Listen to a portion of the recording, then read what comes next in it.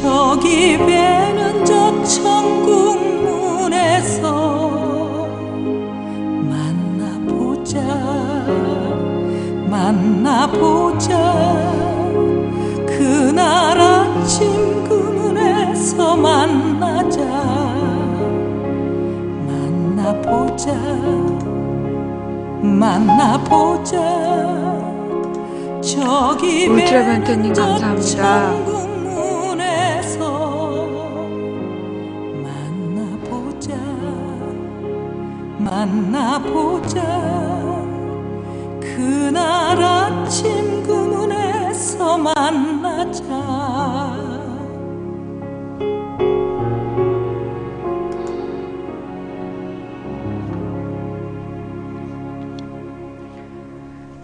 여러분 많이 놀라셨지요? 저도 오늘 아침에 소식을 접하고 너무나 이렇게 좀 놀랬습니다. 그러니까 이제 이분이 우리 용인아찌님께서 저희 애를 마지막으로 보신 게 지난 3월 1일 그 민주당 사업 그 삭발식에서 우리를 이제 마지막으로 보셨고요. 그리고 현재 우리 그 방송국에 남겨져 있는 마지막 흔적은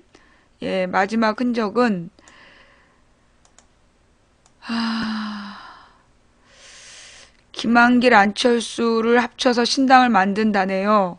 이건 민주당의 다른 사람의 의견을 물어봐야겠네요. 이번에 김한길 혼자서 결정한 건지 안철수를 잘 꼬셔서 민주당으로 들어오게 한 일인지 아무튼 소통 없이 혼자 한 큰 이벤트인 건 확실해 보입니다. 라고 이게 3월 2일 우리 삭발식 다음 날 아침 10시 39분에 이 교회 가시기 직전에 쓰신 것 같아요.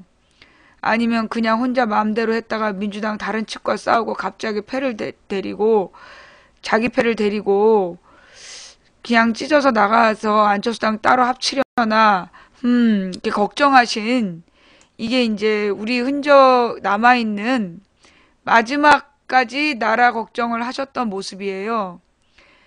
그리고 이제 우리가 이 사건을 접하게 된 거는 그 우리 매니저분 중에 개인적으로 이렇게 카톡 친구를 맺으셨는데 평상시 이제 카톡 친구들을 일일이 다 찾아보진 않잖아요.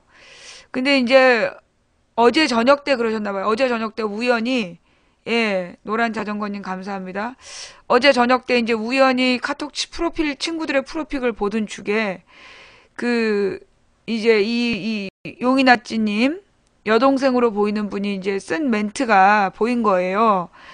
누구 오빠 천국에 가서도 행복하시길 이렇게 쓴 멘트를 보고 이제 수소문을 시작을 한 거예요. 그래서 이제 장례식장이 이제 어느 병원이다 이래가지고 그 이름의 장례식장을 다 뒤져봤더니 벌써 3월 6일에 그러니까 이제 우리를 보고 나서 5일 정도 지나서 저 글을 쓰시고 4일 만에 그 3월 6일에 돌아가셨는데 심장마비셨답니다. 아버님께서 그 심근경색증으로 돌아가셨고 본인도 심장질환이 약하게 있었는데 그렇게 이제 심각한 증상은 아니었대요. 심각한 증세는 아니라서 사람들이 이렇게 걱정은 많이 안 했었는데 3월 6일에 홀어머님을 모시고 계셨는데 그 어머님께 자기 가슴이 너무 아프다고 그래서 어머님이 119를 불러서 병원에 이렇게 옮겼는데 1시간 만에 돌아가셨다 그래요, 병원에서. 근데 이제 그게 너무 시간이 늦었고 그래서 이제 가족들도 너무나 경황이 없어서 너무 경황이 없어서 많이 알리지 못하고 그렇게 이제 그 보내드린 모양이더라고요.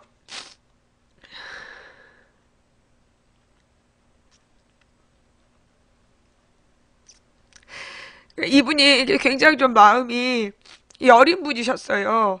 마음이 굉장히 예민하고 여린 분이셨는데 그 3월 1일에 우리 이제 삭발하러 왔을 때 삭발식에서 본인이 이제 제가 1월 27일에 삭발할 때도 오셨었고 3월 1일에도 오셨는데 그 같이 삭발을 못 한다는 것 때문에 3월 1일에 같이 삭발을 못한다는 것 때문에 너무너무 마음이 아파하셨어요. 이게 이제 이분이 영업 쪽 일을 하시기 때문에 손님을 계속 맞아야 되기 때문에 삭발을 할 수 없는데 그 삭발을 같이 못하는 것 때문에 너무너무 마음이 아파하시면서 제가 볼 때 그게 참 큰 스트레스였을 것 같아. 근데 이제 그 다음에 김한길이 이렇게 그 안철수하고 신당 밀실 담합을 발표하고 그리고 나서 이제 돌아가는 그 이제 꼴을 보면서 너무 걱정을 하셨던 모양이에요. 그리고 이제 제가 3월 6일에 저도 굉장히 많이 마음이 안 좋은 상황이었고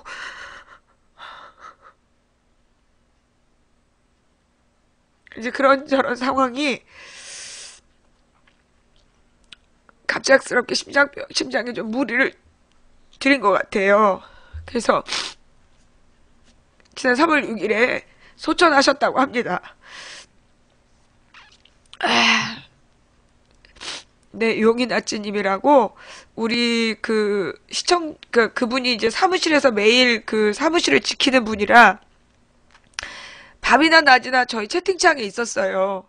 그래서 이제 제가 처음에는 이 사람이 뭐 하는 사람인가, 어떻게 이 24시간 채팅창에 보이나, 저도 이렇게 의심도 하고 그랬었는데, 나중에 알고 보니까 이분이 이제 개인 사무실을 운영하시면서 하루 종일 컴퓨터를 보시니까, 그래서 컴퓨터에서 채팅을 많이 하셨고, 그리고 저녁 때가 돼도 그 업무 관련해서 컴퓨터를 하루 종일 하시니까 계속 우리 채팅방을 보셨던 거예요. 이 채팅창에서 이 용인아찌님이라고 아마 많이들 보셨을 것 같은데, 네, 이분이 이제 고등학교 교회, 그러니까 그 교회에서 고등부 선생님도 하신 거예요. 그래가지고 그 학생들 근데 어느 날 작년 여름이었던 것 같은데 작년 여름에 이 청계광장에서 고등부에서 가르치는 학생이 한 번도 자기는 교회에서 촛불 집회 이야기를 한 적이 없는데 그 이제 청계광장에 그 고등학생이 나온 거야. 그래서 이제 그 고등학생을 만나서 너무너무 감사하다. 너무너무 감사하다는 이야기를 하면서 그 뿌듯해했던 그런 분이에요. 근데 이제 지난 3월 6일에 그 심장마비로 세상을 떠나셨다고 합니다.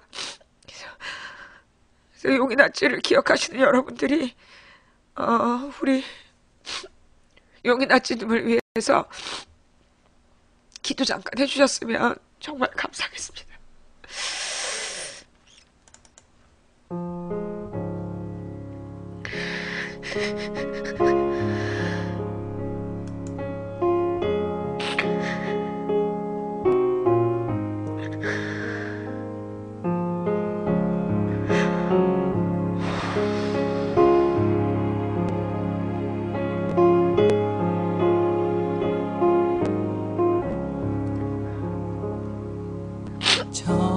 천국에서 만나보자. 그날 아침 거기서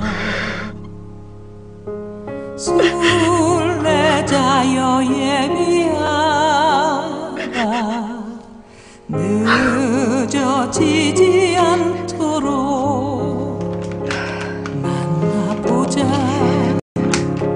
만나보자.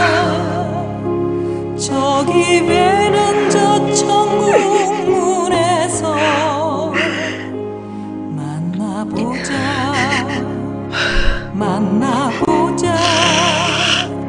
그날 아침 그 문에서 만나자. 너의 등불 밝혀있나 기다린다 신랑이.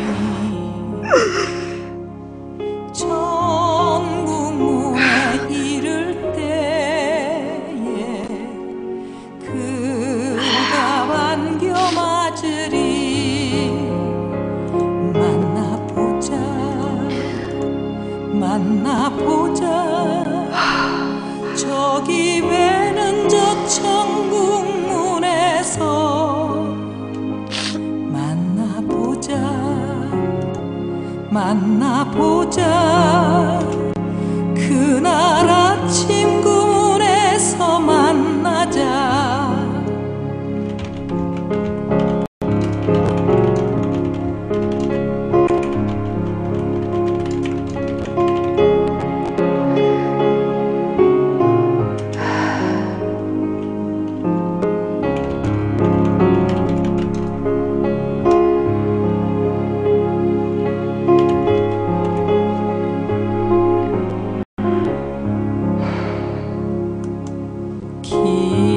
기다리던 성도들과 그 문에서 만날 때 참 즐거운 우리 모임. 그 얼마나 기쁘랴. 만나보자. 저기 배는 저 천국 문에서 만나보자.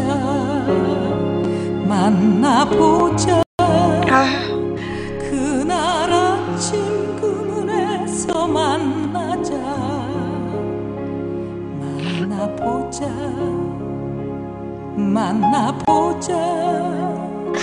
저기 배는 저 천국 문에서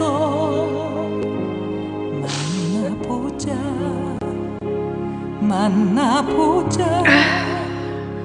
그날 아침 그 문에서 만나자.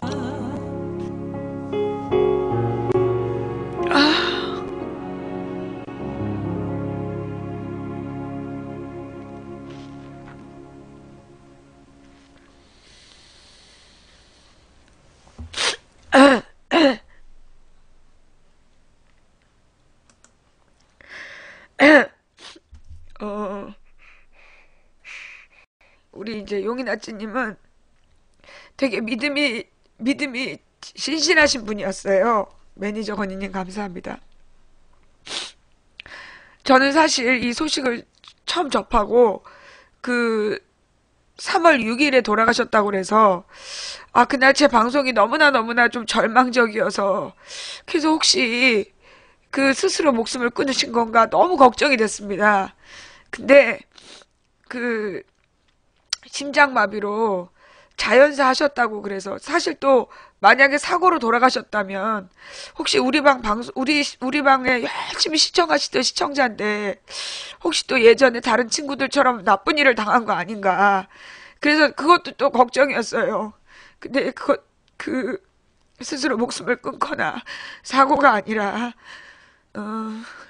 하나님께서 오래 고통 주지 않으시고 베이비스타님 감사합니다. 오래 고통 주지 않으시고 일찍 데려가신 것 같아요. 예전에 그 연애 상담을 하고 싶다고 용기가 안 난다고 그런 이야기들을 하셨어요. 그래서 제가 용기가 안 나는 게 어딨냐.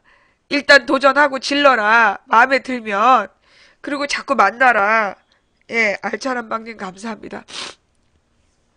그런 이야기들을 제가 해드렸던 기억이 나는데 이제 어머님이 좀 편찮으셨던 것 같아요. 그래서 아마 제가 기억하기 저보다 한두 살 어렸던 것 같아요. 저보다 한두 살 어리고 아직 결혼을 못 하신 믿음이 좋은 형제였는데 이 심장을 오래 앓진 않았대요. 오랫동안 심장을 알아오진 않았는데 3월 6일에 갑자기 심장마비로 돌아가셨다고 그래요. 뭐 아버님께서도 심근경색증으로 돌아가신 가족력이 있으시대요. 가족의 남자아들이 심장이 나쁜 그런 병이 있으셨는데 막걸리나님 감사합니다. 아마도 우리가 삭발을 할 때 삭발식에 같이 못한 것도 너무 마음이 아팠는데 삭발한 뒤에 벌어지는 그 상황들이 너무 마음이 아프셨지 않았을까.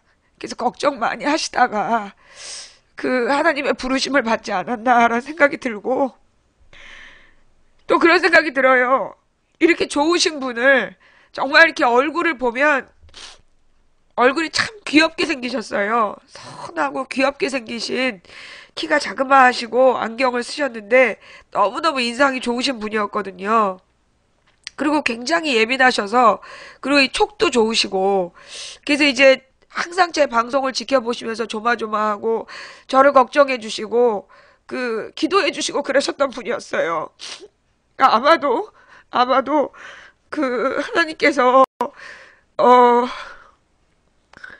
하늘에 귀하게 쓰실 일이 있어서 하늘에서 귀하게 쓰시려고 데려가신 게 아닌가. 네. 사실은 제가 우리 용인아치님한테 매니저를, 그러니까 우리 민납결님이 매니저를 좀 맡겨달라고 항상 24시간 우리 채팅창에 자주 계시는데 매니저를 좀 달라 그래서 제가 이분을 잘 모릅니다. 그래서 매니저 못 드립니다. 그랬다가 2011년에 그랬다가 이제 2012년에 제가 매니저를 드렸어요. 근데 이제 어떤 우리 시청자하고 막 이렇게 논쟁을 하시더라고요. 그래서 매니저는 논쟁하면 안 된다. 그렇게 이제 경고를 드렸는데 하시던 말씀이 있어서 마무리를 하시길래 제가 매니저를 해임을 했습니다. 근데 이제 보통 그러면 뭐 자존심 상하고 마음도 상하고 그래서 안 오실 텐데 잘하셨다고, 매니저 해임해 주신 거 잘하신 거라고 그러면서 그 뒤로도 계속 변함없이, 예, 변함없이 우리 채팅창을 지켜주셨던, 어쩌면 이제 저보다도 더 많이 우리 시청자분들을 지켜보시고 그랬던 분이 아니신가 싶어요. 그래서 우리 시청자분들 중에 우리 용인아찌님이랑 혹시 다투신 분들이 계실지도 모르겠지만 마지막으로 가실 때까지 나라 걱정을 하셨던 우리 시청자 용인아찌님을 위해서 나쁜 기억은 잊어주시고 하늘나라에서 우리 하나님 왼편에서 좋은 일 많이 할 수 있도록 그렇게 기도해 주셨으면 좋겠습니다. 제가 이제 사실은 제가 많이 아팠어요. 많이 속이 상하고, 지금 이제 정치권을 보면서 제가 많이 지쳐서 마음의 병이 걸려가지고 제가 방송을 좀 안 하고 좀 쉬려고 그랬었는데 오늘 문득 우리 용인 아치님이 세상을 떠나셨다는 소식을 접하고 마지막까지 나라 걱정하시다 가셨다는 이야기를 듣고 정신이 번쩍 들었습니다.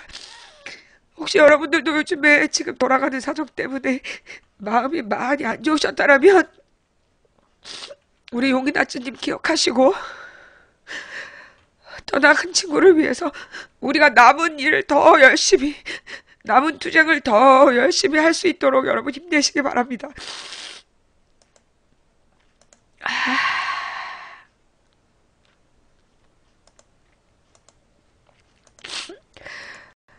한 사람의 친구가 떠나고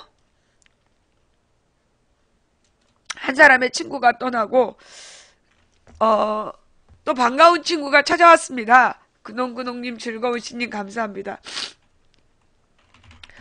우리 방, 우리 방에 시청자는 아니지만 지난 3월 15일에 김어준 선수가 돌아왔습니다. 그래서 김어준 선수가 한겨레 TV에서 김어준의 KFC라는 새로운 방송을 시작했어요. 우리 이 방송, 어떤 내용인지 한번 유우성 씨 사건을 되게 잘 다뤘다고 그러더라고요. 에리어스님 감사합니다.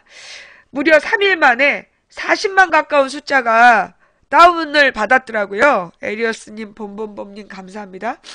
유튜브에서만 40만 명이 이 방송을 시청을 했다고 그러니까 전체적으로는 뭐 팟빵이나 이렇게 해서 100만 명 정도 보지 않았을까 그런 생각이 드는데요. 여러분 이렇게 포털에서 김어준의 KFC 치시면 나오는 공식 한이TV, 예, 한겨레 TV에 나오는 이걸 보시면 될 것 같아요.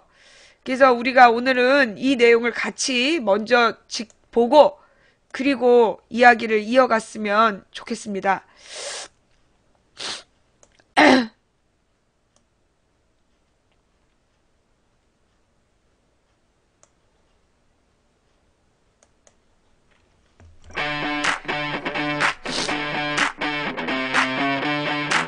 안녕하세요, 김원준입니다.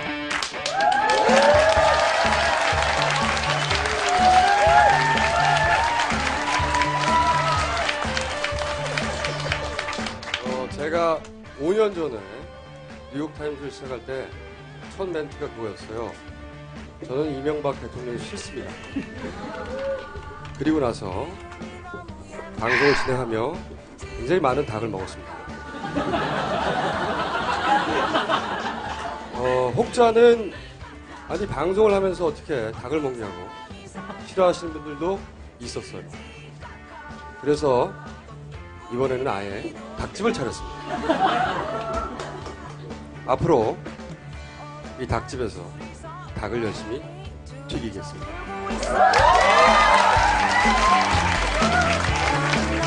자, 시작합니다.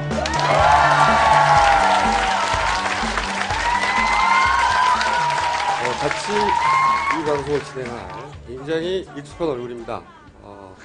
과거 그를 둥이라고 불렀어요. 귀염둥이. 둥이 기자, 김보엽 기자 소개합니다.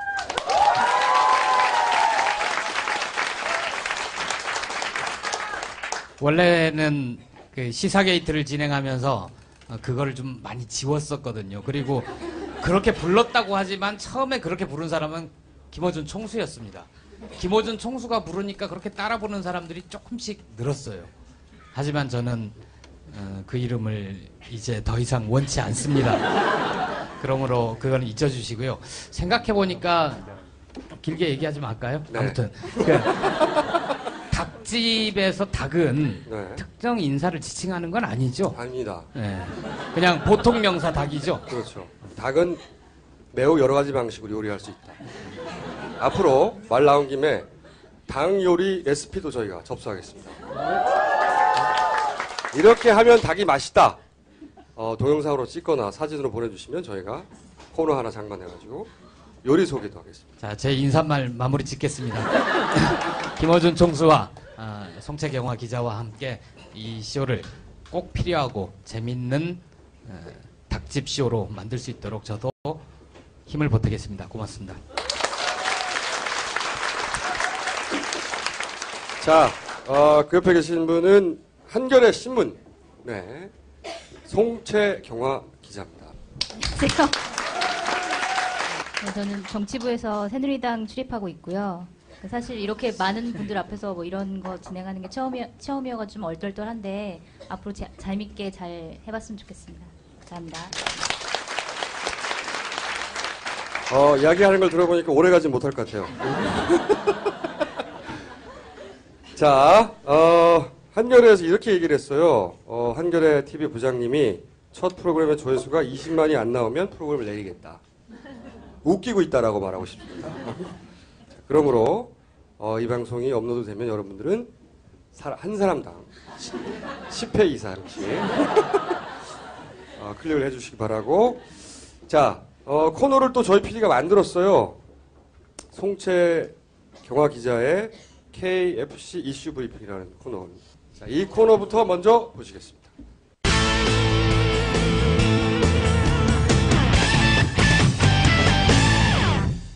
구미시를 박정희시로 바꾸자. 새누리당의 박승호 경북도지사 예비후보가 이런 제안을 해서 논란이 일고 있습니다. 박정희시라고 하면 외국에 더 잘 알릴 수 있어서 수출에 도움이 된다고 합니다. 정말 수출에 도움이 된다고 생각하는 걸까요? 누리꾼들 사이에서는 일본 수출을 늘리기 위해서는 다카키 마사오시라고 쓰는 게 낫지 않겠냐는 의견이 나오고 있습니다. 쓸데없는 규제는 우리가 쳐부술 원수, 제거해야 할 암덩어리다. 지난 10일 박근혜 대통령이 청와대 추석비서관 회의에서 한 말입니다. 마치 북한 방송에서 하는 것 같은 강한 표현인데요. 집권 2년차에 눈에 보이는 성과를 내야 하는 상황에서 박근혜 대통령이 참 절박했을 것이라는 분석입니다. 그런데 박근혜 대통령의 지난 1년을 보면 자신의 성취처럼 박이 많습니다. 통일은 대박, 인사는 쪽박, 경제는 명박, 서민은 희박. 국정원 간첩 증거 조작 사건이 갈수록 점입 가경입니다. 검찰이 증거로 제출한 문서 3건이 모두 위조로 판명됐는데요. 중국 동포 이마무개 씨의 자술서 역시 조작되었다는 진술이 나왔습니다. 우리 사회 돌려막기 열풍이 일어나는 것 같습니다. 서민들은 카드 돌려막기 혹은 현금 서비스 돌려막기를 하고 있는데 국정원은 거짓말 돌려막기를 하고 있는 것 같습니다. 지난 10일 진주의 한 비닐하우스에서 운석으로 추정되는 돌이 떨어져서 화제인데요. 하늘에서 돌만 떨어지는 게 아닙니다. 공군기관에는 낙하산들이 줄줄이 떨어졌다고 합니다. 민병두 민주당 의원이 공개한 자료를 보면 친박근혜 대통령 인사가 84개 기관에 114명이나 된다고 하는데요. 당선인 시절에 열심히 일하는 사람들의 사기를 떨어뜨리는 낙하산 인사가 새 정부에선 없어져야 한다. 이랬던 박근혜 대통령의 말 어디로 갔을까요? 지금까지 KFC 이슈 브리핑이었습니다. 본격적인 오늘 이슈를 이야기하기 전에 이 KFC에 대한 문의가 많습니다. 제목이 무슨 뜻이냐? 뭐 FC를 많이 쓰는 데는 코리아 풋볼 센터 뭐 이렇게 할 수도 있고요. 근데 이제 내곡동에서 오신 분이 있는지 모르겠는데 그런 분들 입장에서 보자면 또 이 조어를 할 수 있어요. 코리아 페더레이션 오브 커뮤니스트. 그분들이 보기에 다 공산당이잖아요. 이게 재밌으라고 한 말이에요? 굉장히 재밌는 말이에요. 실패했고요.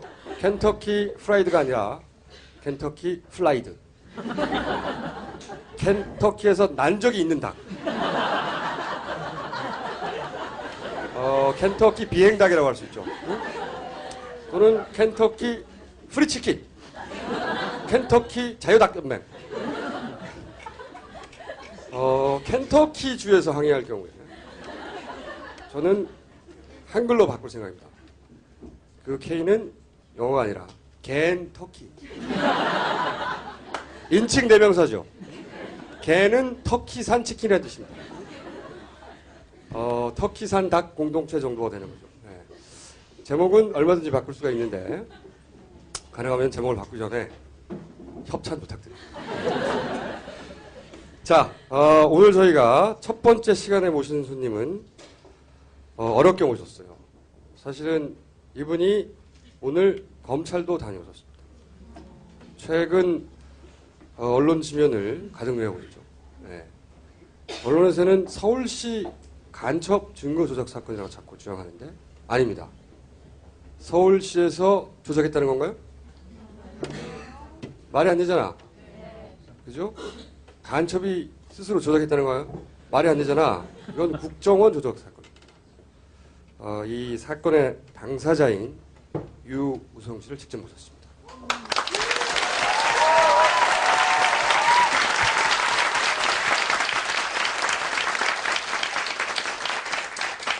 그리고 옆에 보시는 분은 이 사건을 해결하는데 혁혁한 공을 세웠다고 세간에 알려진 본인도 그렇게 주장하는 김용민 변호사 나오셨습니다. 네, 저렇게 준수한 용민이도 있군요. 네, 살이 살짝 빠진. 이 사건이 사실은 생각보다 복잡해요. 왜냐하면은 지명도 너무 많이 들려요. 그렇죠? 그리고 의문점도 많아요. 아니 왜 여동생은 그런 진술을 했을까? 그리고 문서가 너무 많이 등장해서 도대체 뭘 조작했다는 건지 모르겠어. 그렇죠? 오늘 다 정리해드릴게요. 혹시 한겨레 출입하는 송채경 기자는 이 사건에 대해 새누리당 출입 기자입니다. 편집해주세요. 새누리당의 반응 먼저 잠깐 전해주신다면. 새누리당 같은 경우에는 처음에 이제 간첩 사건이라고 처음 나왔을 때 이제 간첩이 있다 이러면서 그것만 부각시켜서 얘기를 했고, 그 다음에 조작 사건이 이제 본격적으로 터졌을 때 그때는 이거는 조작이 아니다라고 단언을 하는 이제 브리핑도 하고 막 그렇게 많이 했었어요. 2월 23일인가 그때 일요일이었는데 윤상현 새누리당 원내수석 부대표가 막 이렇게 세상에 국정원이랑 검찰에서 증거를 조작하다니 말이나 됩니까? 이렇게 얘기를 하더라고요. 그러면서 이거는 조작이 아니다라고 확신을 이제 했었고, 근데 이제 점점 이제 사건이 변해가면서 조선일보라든지 아니면 박근혜 대통령까지 나서서 유감을 표명하고, 그 이후부터 좀 심각성을 깨닫고 지금 국정원이 좀 어떻게 조치를 취해야 되는 거 아니냐, 지금 이렇게 지금 되어가고 있는 수순에 있습니다. 편집해 주시고요. 자, 뭐가 좀 부족한가요? 더 설명을 해드릴까요? 얘기 쭉 진행하다 다시 한번 물어볼게요. 네, 알겠습니다. 임팩트 있게 전달해 주세요. 이 정치부 기자를 오래 하신 김보엽 기자는 이 사건을 어떻게 보십니까? 잘 보고 있습니다. 편집해 주시고요. 지금 새누리당 입장 얘기를 했는데 그거는 이제 그쪽도 얘기를 하잖아요. 몇몇 증거들이 조작이 됐다. 그런데 서류 몇 장 조작했다고 이미 간첩인데 간첩인지 아닌지가 중요하지 그까지 서류 몇 장 뭐 위조했다고 그게 큰 문제가 되느냐 이런 식으로 얘기를 하고 있죠. 그 서류로 간첩을 만든 건데 그 서류 외에는 아무것도 없어요. 그렇죠? 앞뒤가 안 맞는 하지만 그다지 쓸모없는 그럼 편집하시고요. 자 그러면 이 사건을 한번 차근차근 짚어보기로 하겠습니다. 처음부터 이 사건은 몇 가지 스테이지가 있어요. 첫 번째 1심이 무죄된 건 아시죠? 1심이 무죄가 됐는데 이게 첫 번째 스테이지예요. 이때까지만 해도 사람들의 주목을 그다지 끌지 못했습니다. 이 사건이 시작된 게 언제입니까? 언론에 최초 보도된 거는 작년 1월 20일경쯤에 동아일보에서 서울시 공무원이 탈북자 출신의 서울시 공무원이 탈북자 정보 10,000명의 정보를 북한에 넘겼다라고 해서 대서특필했고 굉장히 새 벽두부터 아주 큰 충격을 가져다 줬죠. 그래서 사건이 진행이 2월 26일경에 검찰이 공소 제기를 해서 1심이 진행이 되고 8월 22일에 1심에서 전부 무죄가 선고됐습니다. 그 국가보안법 위반 간첩 혐의에 대해서 전부 무죄가 선고됐습니다. 1심에서는 검찰이 얘기했던 가장 유력하고 유일했던 증거가 여동생의 진술, 여동생이 오빠가 간첩 행위를 했습니다라고 했던 허위 자백이 있습니다. 그 허위 자백이 여동생이 나중에 법정에서는 내 말은 고문을 당해서 국정원 직원으로부터 고문을 당해서 나는 어쩔 수 없이 이렇게 얘기했습니다라고 해서 진술을 번복했고 결국에 이제 그것 때문에 무죄가 나왔는데요. 1심 무죄 이후에 항소심에서 검찰과 이제 국정원은 이제 이를 갈았을 것이고요. 어떻게든 여기서 반전을 깨야 되는데 무엇을 할까 하다가 결정적으로 생각을 한 것이 유우성 씨가 간첩, 북한에 미립북을 해서 간첩으로 포섭됐다라고 했던 시기에 마치 실제 진짜 북한에 갔다 온 것과 같은 출입경 기록 이것을 이제 증거로 냈습니다. 그래서 이제 변호인과 검찰이 굉장히 위조 여부 공방에 대해서 좀 많은 법정 싸움이 있었는데 중국에서 발급받았다고 했으니까 중국 당신네가 이게 진짜 발급한 게 맞는지 그래서 저희가 이제 사실조회 신청이라는 것을 합니다. 저희가 제출했던 출입경 기록 진본과 검찰이 제출한 출입경 기록 위조본 이것들을 다 모아가지고 중국 정부에 물어봤습니다. 그랬더니 중국 정부에서 올 2월 14일 날 검찰이 낸 문서 3개는 모두 다 위조다라고 답변이 왔고 변호인이 낸 문서 2가지가 있었는데 그 2가지는 모두 다 적법하다. 그리고 그 내용도 다 맞다라고 이렇게 답변이 왔습니다. 변호사님 제가 질문할 때 짧게 답변해 주세요. 함부로 그렇게 길게 하지 마시고요. 그러니까 이 사건이 시작된 거는 2013년 1월부터예요. 그죠? 그러면서 서울시에 누가 있어요? 박씨 아저씨가 있잖아. 서울시에 간첩이 있다 이거야.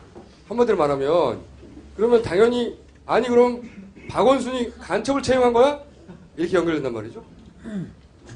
박원순 서울시장이 운영하는 그 서울시 공공기관에 간첩이 활약하고 있다.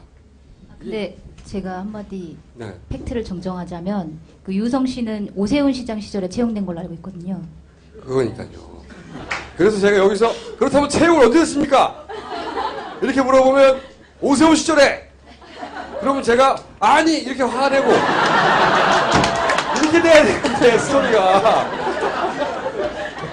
자 그러면 그냥 화내는 걸로 하겠습니다. 그래요? 오랜만에 들어보는 오세훈 고수의 꼭할콘 제 친구는 어디 있는지 지금 그러니까 사건 시작은 2013년 1월에 시작됐는데 채용은 정확하게 언제 된 거예요? 제가 채용은 2011년 6월 10일에 발령이 났습니다. 6월. 그러니까 박원순 시장이 2011년 10월에 당선됐어요. 그렇죠? 그리고 오세훈 시장이 자기 관둔다고 드립을 당해서 진짜로 관둬버린, 관둔다고 말하기 전이에요. 그렇죠? 그런데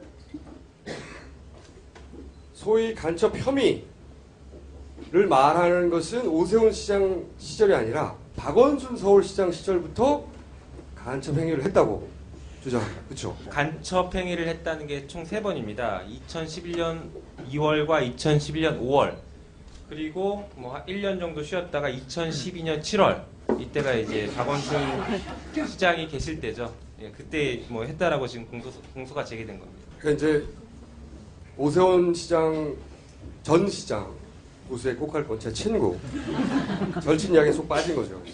분명히 채용한 사람, 정말로 책임을 묻자면 거기서 따져야 되는 건데 서로 이게 진짜 문제가 있는 사건이라 하더라도 그렇죠. 근데 이제 이 사건을 쭉 기사로 접한 분들의 공통적인 첫 번째 의문은 뭐냐면, 여동생이, 친여동생이 오빠가 간첩이라고 진술할 수가 있냐 이거죠.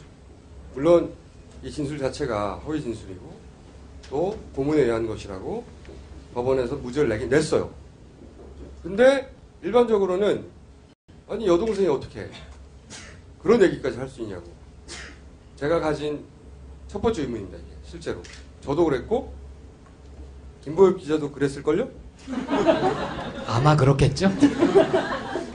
여기 오셨으니까 내일치 한겨레 신문 일면 톱 이거 좀 알려드려야 되잖아요. 제가 미리 보고 왔더니 제목은 검찰도 증거 은닉하고 허위 진술 유도했다. 했을 가능성, 했다는 의혹이 아니라 단정적으로 표현을 했죠. 그만한 사실이 있기 때문입니다. 방금 총수가 얘기한 부분이 그 여동생 부분인데 이게 제가 참 좀 그래요. 굉장히 두 분 혹은 여러분들이 가슴 아프고 고통스러웠던 시절을 좀 재밌게 얘기하려는 게 전 참 고통스럽습니다. 그 검찰 얘기 중에 어떤 대목이 있냐면, 이제 동생분이 국정원에서 한참 이렇게 시달리고 고문도 당하고 해서 국정원이 원하는 대로 다 써줬단 말입니다. 근데 검찰에 와서 다시 한번 조사를 받아요. 검사가 국정원에서 이제 넘어왔으니 편하게 모든 거 얘기해도 된다. 그 진술한 게 다 맞느냐 그랬더니 이 동생분이 그렇게 얘기하는 거죠. 아니에요. 그거 사실 다 허위고요. 진짜는 이겁니다라고 얘기를 했더니 검사가 딱 나가더래요. 굉장히 깝깝한 얼굴로 다시 들어와서 아니 그렇게 하면 내가 못 도와주지. 내가 도와줄 테니까 국정원에서 얘기한 대로 다시 검찰에서도 얘기해라. 그거는 검찰이 이미 사실관계를 파악하고 수사를 했던 검사조차도 다 알면서도 증거를 은닉하고 사건을 조작하는데 적극적으로 개입했다는 거죠. 이런 얘기 듣고 싶으신 거죠? 잘했죠. 네. 제가 지금 총수님 뭐 재판도 또 하고 있어서 여기 잘못 말씀하시면 또 재판할까봐 걱정돼서 말씀드리는 건데, 그 1심 재판부는 여동생의 그 허위 진술에 대해서 신빙성은 없다라고 판단은 했지만 고문을 당해서 거짓말한 건 아니다라고 판단을 했습니다. 굉장히 좀 약간 모순된 판단을 했는데 저희가 지금 항소심에서 그 부분이 지금 쟁점이 되고 있는 거예요. 그러니까 재판부는 고문을 당해서 그렇게 허위 진술했다고까지 인정하지 않았군요. 그렇죠. 말 자체가 말이 안 된다 이런 취지. 앞뒤가 안 맞는다. 네네. 그 정도로. 그래서 제가 사실은 유우성 씨 사건은 김영민 변호사 충분히 전후 과정을 다 알고 있는데도 불구하고 유우성 씨가 꼭 오늘 사실 검찰 갔다 왔거든요. 오늘도 괴롭힘을 당했고, 그리고 가족들도 굉장히 힘들어하고 있고, 아버님도 아프다고 하시고, 그래서 오늘 못 나오실 뻔했는데 꼭 나오십사 했던 게 뭐냐면 그 얘기를 직접 듣고 싶었어요. 왜? 동생은 아무리 취조를 받고 힘들었다 하더라도 오빠가 간첩이라고 하는 이야기까지 했는지 일반적으로 이해가 잘 안 가서 그 얘기를 직접 들어보고 싶어서 그 대목을 위해서 이 자리에 나오셨는데, 한번 물어봤어요? 동생한테 왜 그랬냐고. 사실은 제가 2013년 1월 10일에 긴급 체포가 돼서 그 국정원의 수사가 시작됩니다. 그 앞으로 조금 넘어가면 그 동생하고 아버지는 2011년 7월경 중국으로 완전히 이사 나옵니다.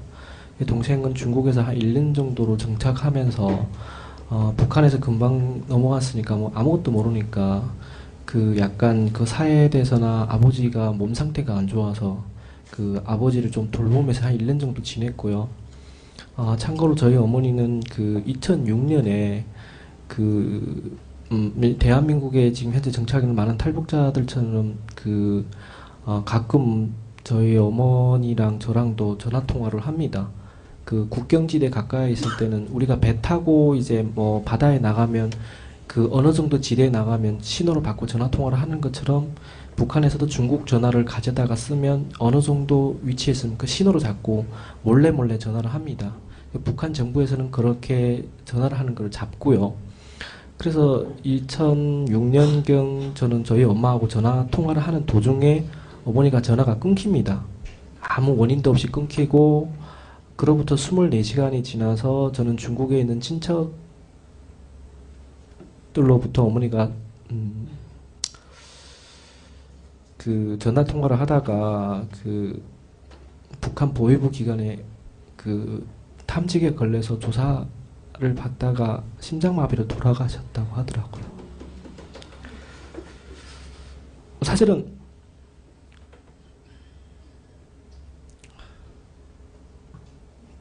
그래서 사실은 동생은 19살에 어떻게 보면 오빠 때문에 엄마를 잃었고요. 저는 우리 집안에서는 정말 죄인을 진 죄인입니다. 그래서 동생은 학교를 다니다가 그만을 뒀고요.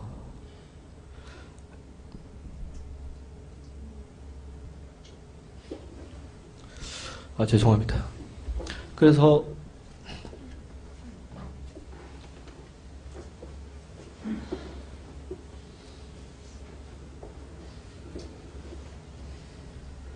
몇 년 지난 뒤에 제가 아버지하고 동생을 중국에 데리고 들어옵니다. 왜냐하면 아버지하고 동생을 더 이상 북한에서 고생시키기 싫었기 때문에. 그게 2011년도였습니다. 북한에 있는 집과 재산을 다 팔고 조상들이 묘까지 다 파서 다 없애버리고 다 하장하고 어머니 유고를 모시고 중국에 들어와서 아버지가 몸 상태가 더 이상 안 좋기 때문에 중국에서 치료를 받아야 됐습니다. 그 아버지는 혼자서 중국에서 계속해서 살 수가 없어서 아버지가 옛날에 알던 분하고 교제를 가지면서 장래 앞으로 새엄마 될 수도 있는 분을 만나게 됩니다. 그 1년 뒤에 2012년도경에.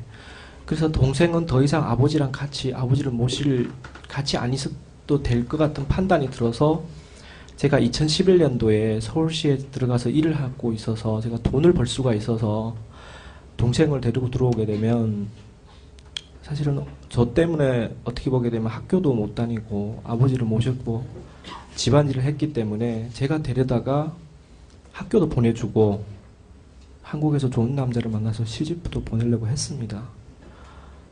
정말 너무 오랜 시간 동안 저도 한국에서 10년 가까이 혼자서 살았고요. 그래서 그것 때문에 동생을 데리고 들어오게 됐고 제가 직접 데리고 들어와서 국정원에 신고를 했습니다. 동생을 데리고 왔다고. 그렇게 3개월이 지나서 저는 간첩이 됐고요.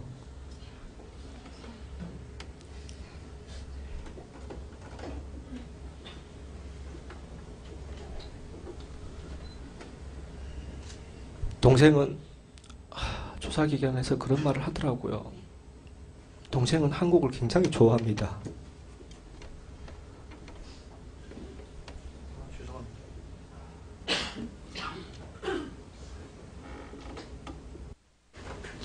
제가 어제 동생하고 전화통화를 했습니다.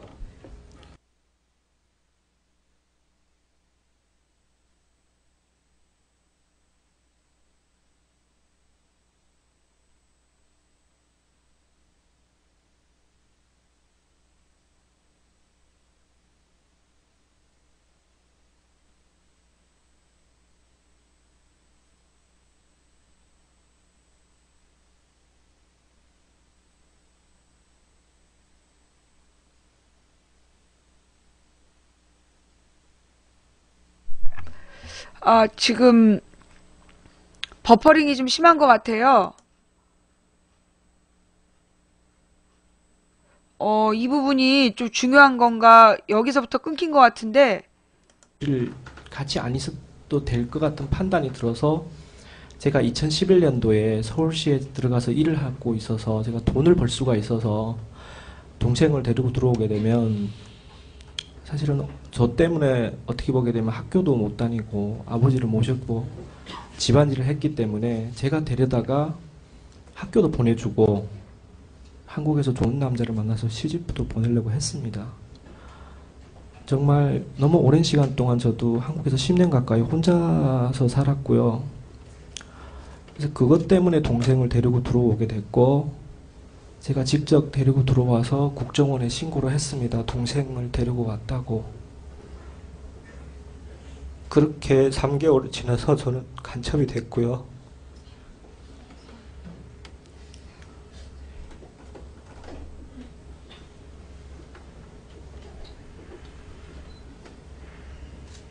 동생은 조사기관에서 그런 말을 하더라고요. 동생은 한국을 굉장히 좋아합니다.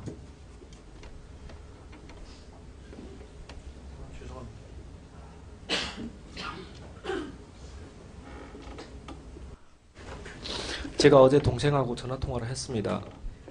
오빠 내일에 검찰에 조사 간다 하니까 동생이 검찰에 가게 되면 오빠 내 대신에 꼭 한 가지만 물어봐달라고 그러더라고요. 동생이 조사를 받기 시작하면서 여러분들도 기사를 많이 보고 아시겠지만 저는 북한에서 태어나고 자랐지만 제북 학교입니다.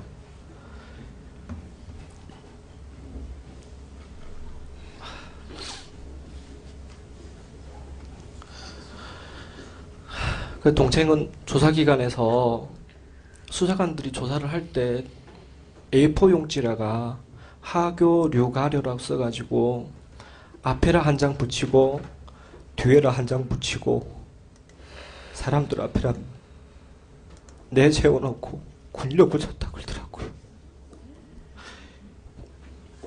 그래서 동생이 전화 통화를 하면서 오빠 수사기관에서 수사 방식을 그렇게 하는지 꼭 검사하고 물어보려고.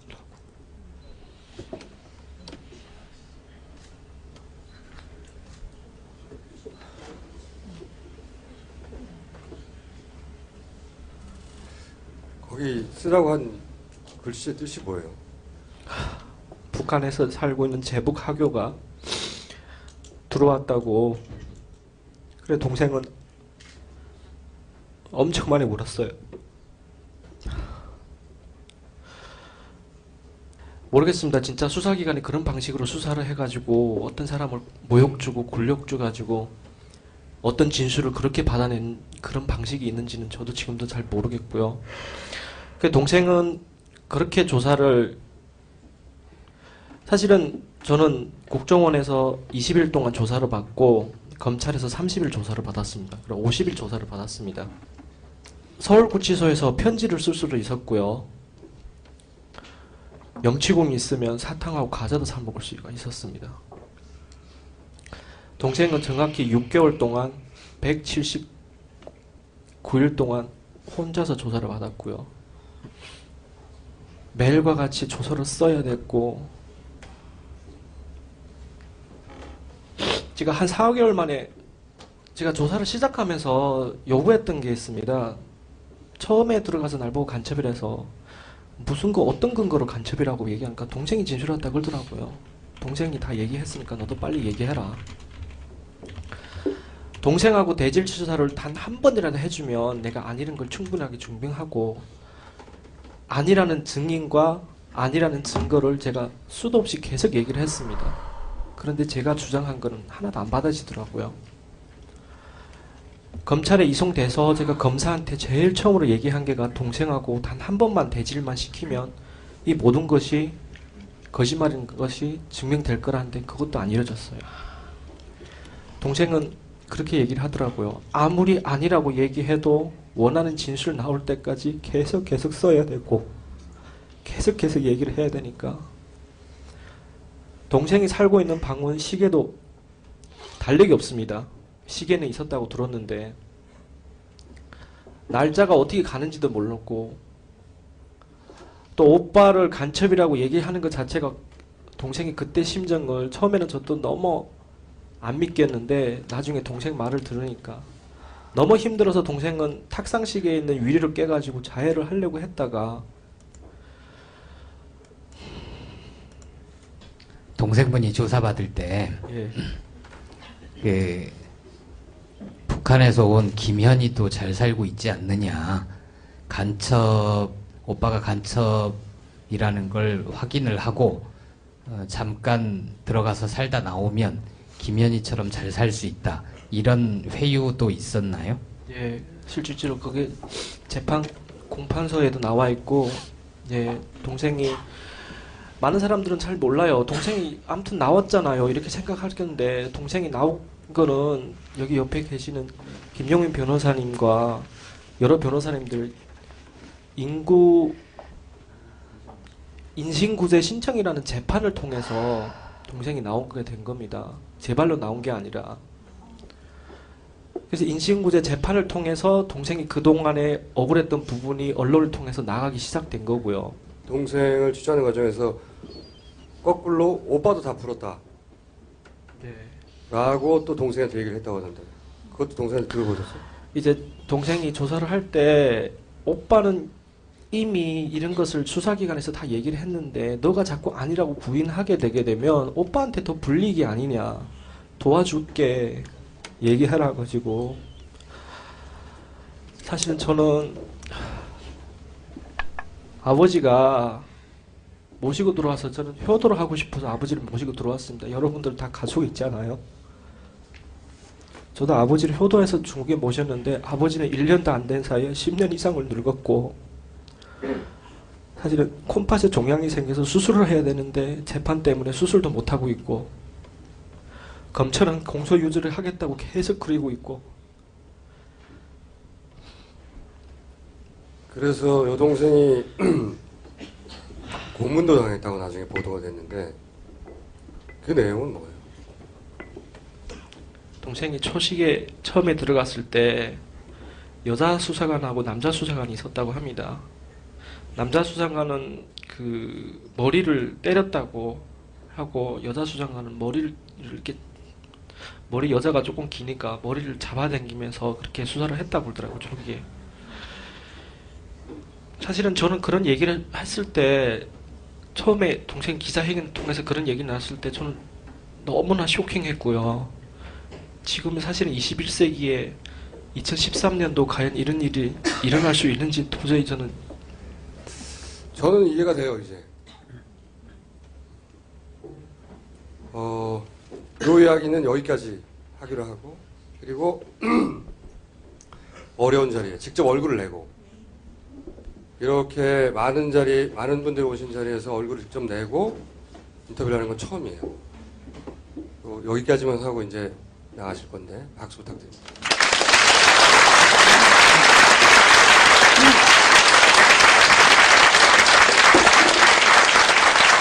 마지막으로 많은 관심을 가져서 감사하고요.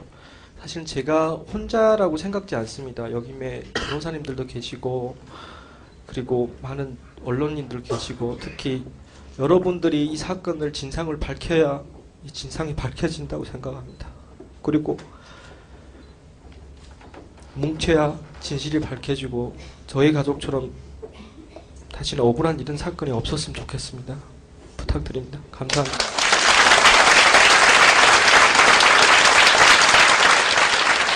그리고 이제 사건은 사실은 이 정도 됐으면 끝날 줄 알았는데 2라운드가 시작돼요. 아까 이제 김용민 변호사께서 두서없이 얘기했던 전혀 귀에 들어오지 않는 요약 있지 않습니까? 이제 항소심이 벌어진 거예요. 항소심이. 두 번째 재판. 여기서는 첫 번째로 서류 공방전이 벌어져요. 아까 여러 가지 서류가 등장했잖아요. 딱 한번 정리해 드릴게요. 중요한 서류가 5개가 등장합니다. 5개. 첫 번째 서류. 제가 여기 적어놨어요. 저도 못 외워가지고. 일단 국정원이 검찰에 건네서 법원에 제출된 국정원이 만든 아직까지 만들이라고 하지 맙시다. 국정원이 제출한 서류 3가지 중요한 거. 첫 번째, 활용시 외워두세요. 활용. 언론에서는 허룽이라고도 합니다. 같은 데인지 몰라 헷갈려 그래서. 활용시 공항국 입경관리과. 별로 어려워요? 에서 발급한 출입경 기록. 이걸 우리나라 말로 쉽게 얘기하면 여권 아니 출입국 기록 같은 거죠. 우리말로 하면. 네, 간단하네요. 두 번째는 또 활용시 공항국에서 발급을 하고 맞나요 이게? 심양에 있는 대한민국 총영사관 앞으로 보냈다고 하는 확인서가 하나 있습니다. 그게 뭐냐면 그 내용이 맞다 1번이. 말하자면 그런 내용이죠. 1번 우리가 발급했다. 2번이에요. 그러니까 하나는 출입국 기록, 두 번째는 그게 맞다. 2번에 1번이 맞다. 묶인 거예요. 그리고 세 번째가 뭐냐면 삼합이 등장합니다. 여기서부터 진짜 헷갈리기 시작해요. 어떤 언론에서는 싼호라고 중국식 발음으로 표기하기도 하는데 삼합. 활용이 하나 있었고 삼합이 하나 있습니다. 이제 삼합 변방 검사창. 뭐야 이게? 여기서 정황 설명서가 나옵니다. 이게 뭡니까? 어려운 거 저한테는 아끼시는데 좀 설명이 필요합니다. 유우석 씨 원본 출입경 기록에 보면은 뭐 이상한 오류가 하나 등장합니다.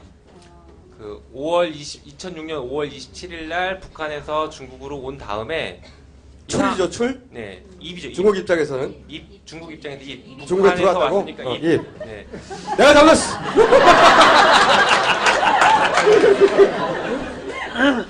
네, 그 기록이 하나 있는데 그 다음에 또 5월 27일 날 뭐 한 50분 뒤에 다시 북한에서 중국으로 들어온 기록이 있고요. 그리고 6월 10일 날 또 북한에서 중국으로 들어오는 기록이 있습니다. 다시 말해서 중국으로 들어오는 거가 있는 거예요. 3번 연속으로. 북한에 나간 적은 한 번인데 중국에 3번 들어오는 기록이 있습니다. 그것도 어떤 날은 하루에 50분 간격으로 다시 출국에 다시 들어온 거야. 네. 근데 출국 기록도 없이 입. 네, 그래서 이게 이 원본 기록이 이상하니까 저희들도 봤을 때 이상하니까 뭐 이게 맞는지를 그 삼합이라는 곳에 가서 저희가 확인서를 받아왔습니다. 그때 삼합에서는 이거 기록 오류다. 자기네가 시스템 뭐 전산 시스템을 만들면서 오류가 생긴 거다. 그래서 아예 없는 기록이다. 이렇게 답변을 해줬어요. 그게 이제 뭐 정황 설명서라는 뭐 저희가 답변서를 들고 왔는데 그거를 법원에 제출하니까 검찰에서는 뭐 국정원을 시켰겠죠. 국정원에서 다시 저희가 그 받아온 삼합에서 받아온 문서가 위조다. 이게 3번이에요. 그게 3번입니다. 예. 이제 이해했죠? 졸라 복잡해. 4번. 출국 기록이 저쪽에서 이상하게 있으니까 진짜를 떼고 싶었던 거죠. 그래서 여기서도 출국 기록을 따로 갔어요. 이번엔 연변이 나옵니다. 연변 조선족 자치주 공안국 출입경 관리국. 왜 소리가 안 나? 여기 변호인들이 그 서류를 입수합니다. 진본이죠, 이게. 진본을 입수해. 왜냐하면 1번이 가짜니까, 이상하니까, 유호승 씨는 중국에 그때 간 적이 없다고 하니까. 그래서, 그러면 진짜 어떻게 된 건지. 연변 조선족 자치주 공안국 출입경 관리국에 가가지고 서류를 떼와요. 그러니까 1번에 대한 대항인 거죠. 그리고 5번 서류가 있어요. 5번 서류. 5번 서류가 뭐냐면 1번과 4번이 서로 안 맞잖아. 하나는 검찰이 내놓은 거는 출입 정상적으로 되어 있어요. 근데 변호인단이 떼온 거는 출입만 돼 있는 거야. 출입 이렇게 돼 있는 거예요. 둘 중에 어느 게 맞냐. 그래서 변호인단이 물어봤어. 어디다가? 삼합 변방 검사창 물어봤어요. 물어봤더니 삼합 변방 검사창에서는 니네께 맞다. 변호사 측에서 뗀 것이 맞다. 라고 하는 정황정보서 하나. 이거 5번이에요. 사업으로 묶인 거죠. 정리를 하자면 네. 서류가 총 5개가 등장하는데 주요 서류가 총 5개가 등장합니다. 국정원이 3개를 냈고 그렇죠. 변호인 쪽에서 2개를 냈어. 서로 낸 것을 입증하려는 서류들이에요, 이게. 근데 뭐가 진짜고 뭐가 위조가 됐습니까? 자, 기다려보세요. 자, 순서는 이렇게 된 거예요. 1번을 내! 검찰에. 검찰이 법원에다가 내는 거죠. 1번을 내! 그랬더니 변호인 측에서 4번, 5번을 내! 그러니까 또다시 거기에 대해서 검찰이 국정원을 통해서 2번, 3번을 낸 거예요. 이해 갔죠, 이제? 여기까지가 이제 서류로 왔다 갔다 한 거예요. 그런데 검찰이 국정원이 건네준 서류를 검찰이 법원에 낸 것과 변호인단이 낸 게 서로 틀리잖아요. 틀리니까 변호인단도 그리고 검찰도 그럼 누가 맞냐? 중국 정부에 물어보자. 이렇게 된 겁니다. 여기서부터 사실은 3라운드가 펼쳐진 거예요. 물어보자 이거야. 서류를 주고 받았어 막. 이쪽은 영사관을 통해서 총영사, 대한민국 외교기관이죠. 중국에 있는 영사관을 통해서 국정원이 받아서 검찰이 받아가지고 법원에 냈어. 굉장히 공식적인 루트입니다. 검찰은. 변호인단은 그냥 직접 가서 tes어요. 중국에 와가지고. 이것도 역시 공식적인 루트이나 굉장히 힘든 루트죠. 그런데 중국 정부가 1, 2, 3번을 위조다 땅땅땅! 근데 여기서 제가 두 번째 의문이 생겼어요. 이 사건을 보다가. 아니 중국 정부에 물어보면 금방 밝혀질걸 왜 이렇게 조작을 한 거야? 나로서 이해가 안 갔어요. 왜 이렇게 과감하게 할 수 있었던 거예요? 과감한 이유가 중국이 원래 답변을 안 합니다.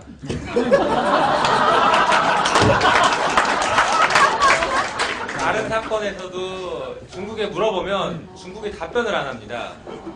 그런데 이 사건에서도 사실은 저희도 답변 올지 기대 안 하고 물어봤고 검찰도 자신 있었던 거야? 자신 있어. 사실은 저희가 먼저 물어봤고 검찰이 몇 년 뒤에 올 거라고 그렇지. 검찰이 저희가 물어보니까 자기는 가만히 있으면 안 되니까 3일 뒤에 물어봅니다. 자기들도? 네. 그래서 양쪽에서 물어본 거예요? 그렇죠. 답변 안 올 줄 알고 물어봤는데 갑자기 답변이 옵니다.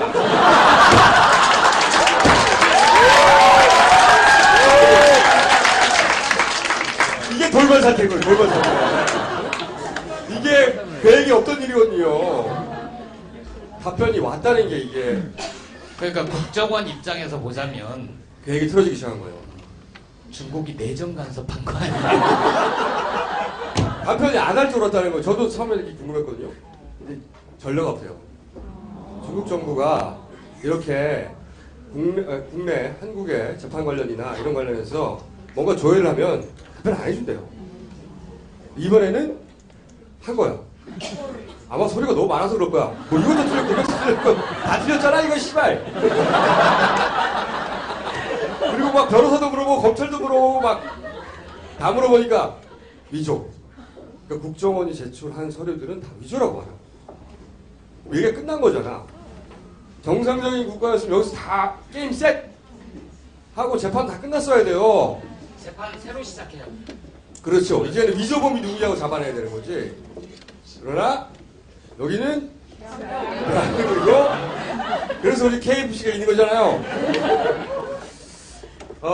근데 위조에 대해 디테일로 좀 재밌습니다.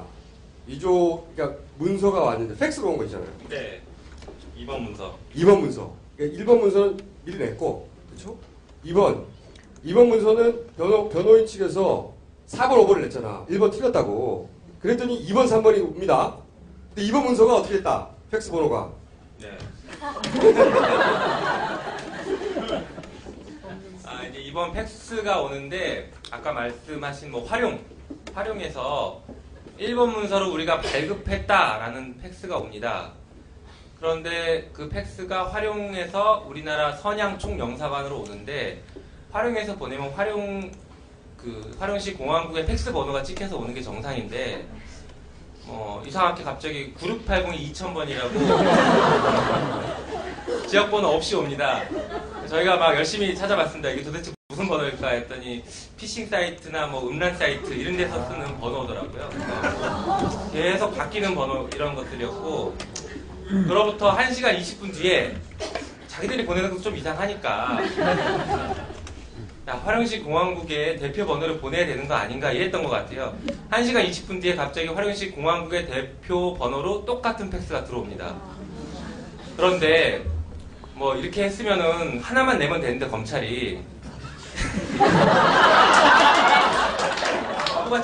다 했습니다. 바보! 12월 5일날 9680에 2000번 팩스를 냅니다. 그때까지는 자기들은 문제를 몰랐던 거예요. 사실은 저희도 몰랐어요. 그냥 팩스가 왔나 보다 했죠. 그런데 그 다음번에 팩스를 서류를 한 번 더 내면서 강조를 합니다. 우리는 화령시 공항국으로부터 정식으로 받았습니다라고 의견서에 쓰면서 화령시 공항국 번호를 기재를 합니다. 앞에 걸 어떡하라고 그러면. 그래서 저희도 확인을 했죠, 이제. 그때서야 확인하게 된 거예요. 네. 보니까 두 개가 왔고 두 개를 보니까 화령시 공항국 대표번호 강조했는데 앞에 걸 보니까 시간이 다르고 번호가 다른 거예요. 그래서 저희가 이제 이 부분을 위조 주장을 강력하게 했습니다. 그리고 여기서 문제가 되는 건 뭐 아시겠지만 팩스는 보내는 사람이 발신번호 지정 가능하거든요. 그래서 저희도 한번 해봤습니다. 저희 사무실에서 가짜 화령시 공항국이라고 타이핑해서 화령시 공항국 대표 번호로 해서 다른 변호사 사무실에 보냈습니다. 팩스를. 뭐 그대로 가져 0433 해가지고.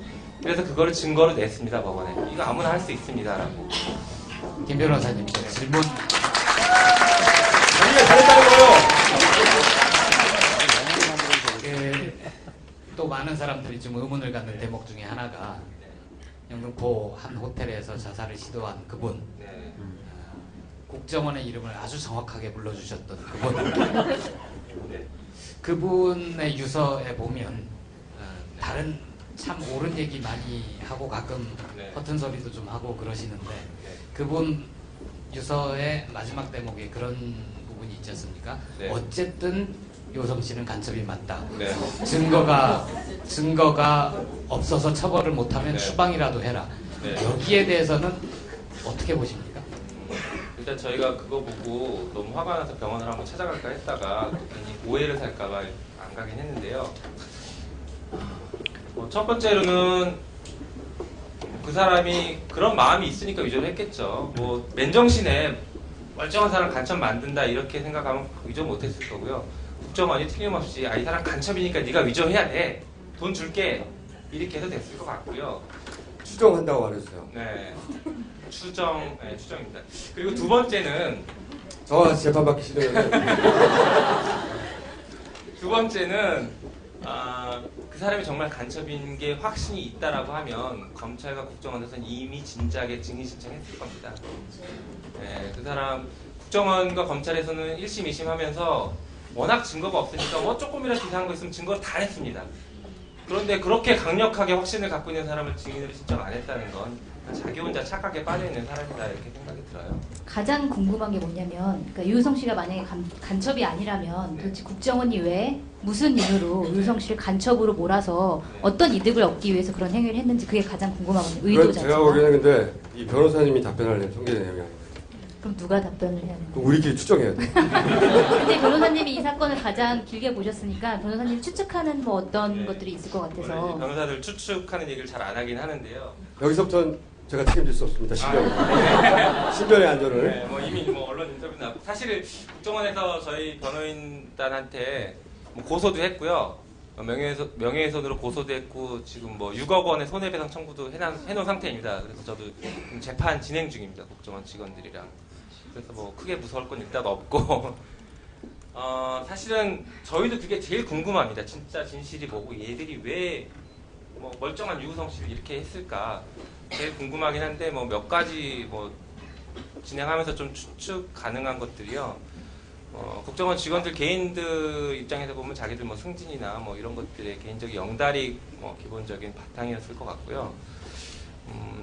국정원 조직 차원에서 보자면 그리고 검찰 조직 차원에서 보자면 이 사건은 정치적으로 좀 이용을 했다라고 생각이 듭니다.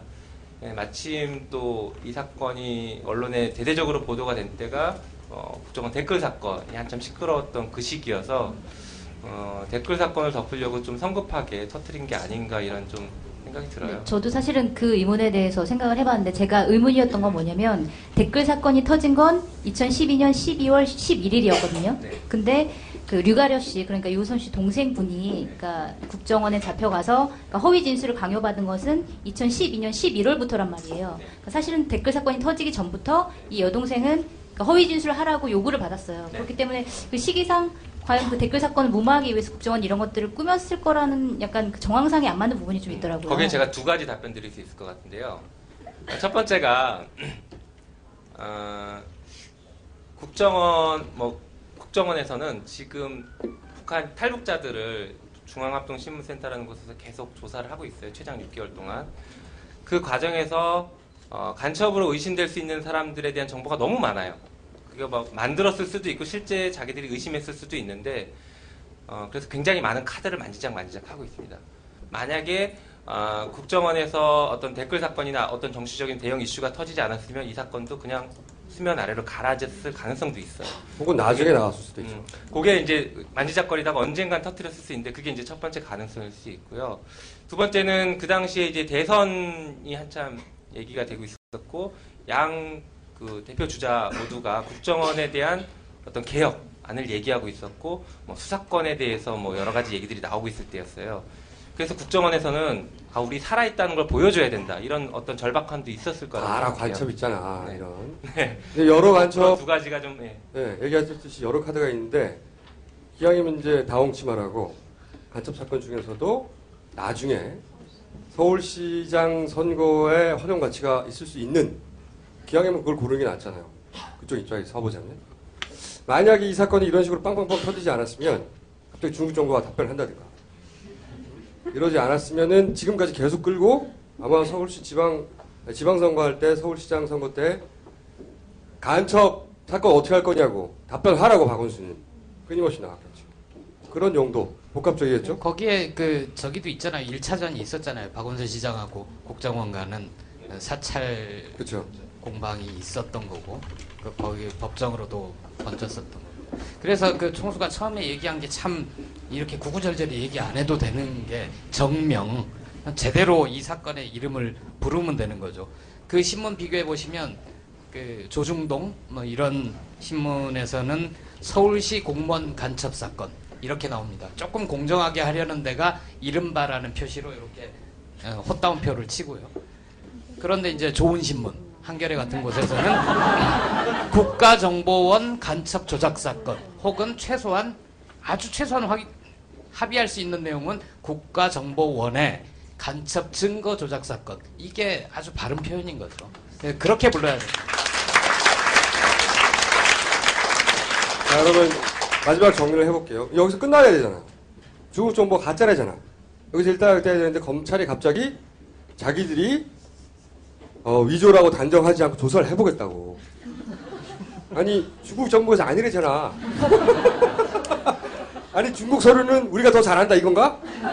말이 안 되잖아. 여기서 끝나야 되는데 소위 말해서 어그로를 끌기 시작합니다. 질질질. 검찰이 끝나야 되거든요. 근데 대응 시간을 벌어야 되니까.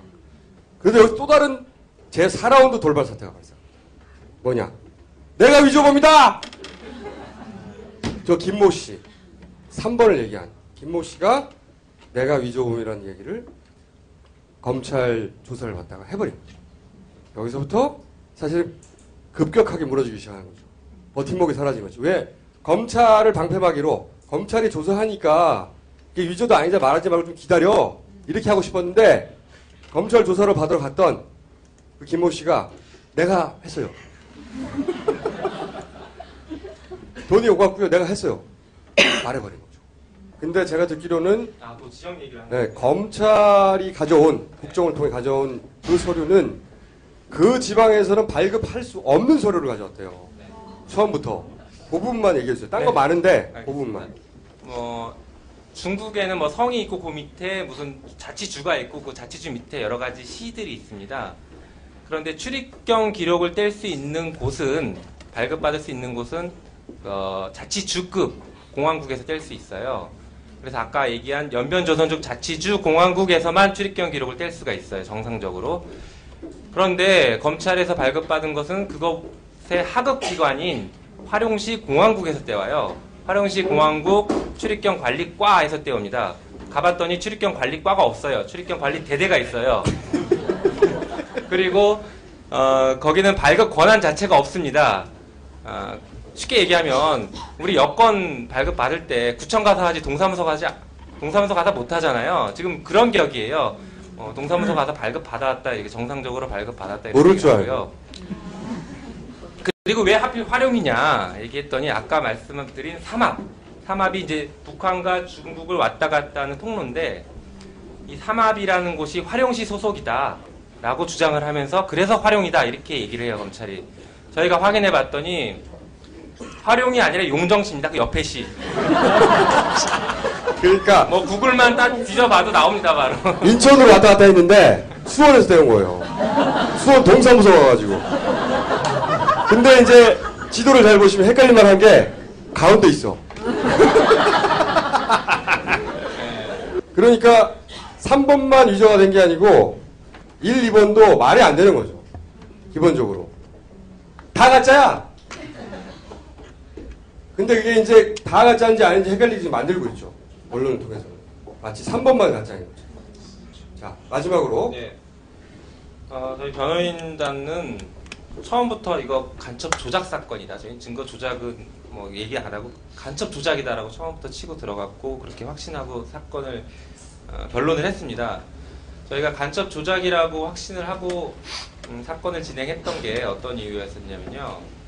여동생의 진술이 유일한 증거였는데 여동생의 뭐 고문 협박 이런 거 다 빼서라도 여동생의 진술이 말이 안 돼요. 여동생이 진술한 대로 뭐 중국에서 무슨 일이 있었다라는 거 저희가 이제 중국 다 가서 확인해 봤더니 전혀 들어맞지가 않아요. 근데 오히려 유우성 씨가 그때는 어디 가서 뭐 했고 뭐가 가면 뭐가 있다 이 말이 다 맞아 떨어지더라고요. 그래서 여동생이 지금 뭔가 어떤 이유에서든지 굉장히 잘못 진술을 하고 있구나라고 저희들 확신했고 이제 그게 사실은 고문과 뭐 가혹행위에 의해서 만들어진 것이 아닌가 이제 그렇게 강한 확신을 가지고 사건을 진행했어요. 그리고 국정원 직원들도 일종의 가혹행위 일종들을 인정을 했습니다. 뭐 대표적인 거 제가 몇 가지만 말씀드리고 그냥 마무리 짓겠는데요. 아까 뭐 유성 씨가 얘기했던 망신주기, 뭐 앞뒤로 써붙여가지고 다른 탈북자들 다 보는 앞에서 가서 뭐 망신을 줬고요. 그래서 예전에 유태인들 별 그린 거 네, 약간 그런 낙인을 찍었어요. 그래서 일단 뭐 여동생의 길을 한번 완전히 꺾어 놓은 상태에서 이제 이건 다 이제 국정원 직원들이 인정한 것만 제가 말씀을 드리는데 기가 꺾인 상태에서 이제 좀 무섭게 생긴 남자 국정원 직원은 계속 반말을 합니다. 처음부터 끝까지 반말을 하고 그리고 뭐 얘기하다가 좀 얘기가 잘 안 되면 이렇게 세웁니다. 이렇게 일어서라 이렇게 세우기도 했고 그리고 또 뭐 하나가 이제 밤늦게까지 조사하고 진술서 계속 쓰게 하고 그 다음에 지금 네가 진술을 번복하면 간첩죄보다 진술 번복죄가 더 무섭다 이런 얘기를 해요. 제가 변호사 생활 10년 하면서 진술 번복죄 한 번도 안 들어봤습니다. 처음 들어보는 말을 이제 국정원 직원한테 들어서 여동생이 너무 조사받다 힘들어서 자살 시도를 해요. 아까 얘기했던 뭐 그 시계를 깨가지고 자살 시도했던 그 부분도 인정을 합니다. 다만 이제 국정원에서는 자살 시도까지는 아니고 자살 시위였다 뭐 이 정도로 이렇게 얘기를 하는데 멀쩡한 사람이 뭐 이렇게 자살 시위를 할 이유가 도대체 뭐가 있었을지 모르겠어요. 그래서 이제 국정원 직원들이 인정한 부분만 보더라도 굉장히 버티기 힘든 그런 조사가 이루어졌고요. 혹자는 이제 이런 얘기도 합니다. 독립투사도 6개월 동안 가둬놓으면 다 분다.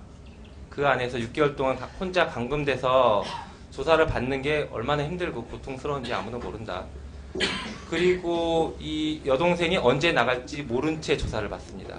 우리는 지금 6개월 알고 있지만 들어가는 탈북자는 내가 조사가 언제 끝난지 모릅니다.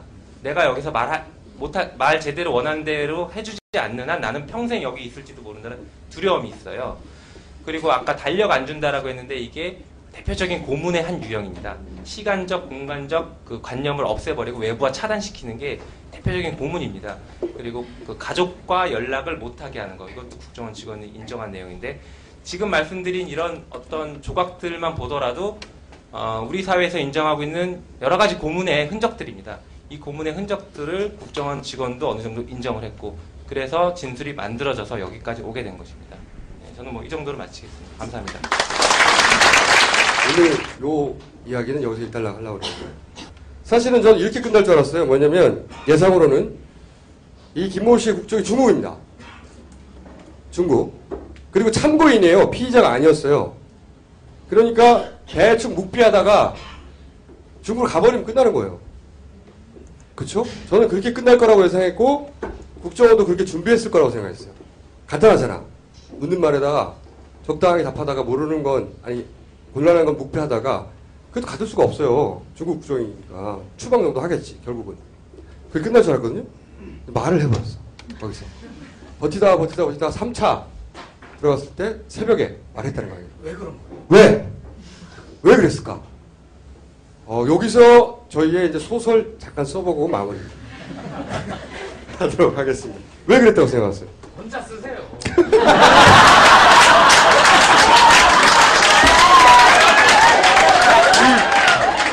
나만 걸리라고. 송채 기자님은 어떻게 생각하십니까? 왜 그랬다고 생각하세요?